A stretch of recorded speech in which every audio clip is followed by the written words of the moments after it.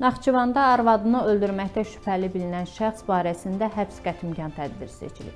Məlumata görə, Sədərək rayon sakini 25 yaşlı Aytac İbrahimlinin yaşadığı evdə özünü asaraq intihar eləməsi barədə hüquq-mühafizə orqanlarının araşdırmaları nəticəsində saxlanılan 33 yaşlı Azər İbrahimli barədə bugün Sədərək rayon məhkəməsində 4 aylıq həbs qətimkan tədbiri seçilib. Qeyd edilək ki, hadisə Sədərək rayonu Sədərək kəndində baş verib. Polis və prokurorluq əməkdaşlarının apardığı araşdırmalardan sonra Azər İbrahimlinin ailə münaqişəsi zəminində həyat yoldaşını xəsarət yetirdikdən sonra tavandan asaraq öldürməsi müəyyənləşib. O, şübhəli şəxs qismində saxlanıldıqdan sonra istintaqa təhvil verilib. Hazırda faktla bağlı Sədərək rayon prokurorluğunda Cinayət Məcəlləsinin müvafiq maddəsi ilə cinayət işi başlanılıb. İstintaq davam etdirilir. Qeyd edilək ki, 25 yaşlı Aytac İbrahimli 2 uşaq anası olub və o Ağcabəd rayon sakinidir.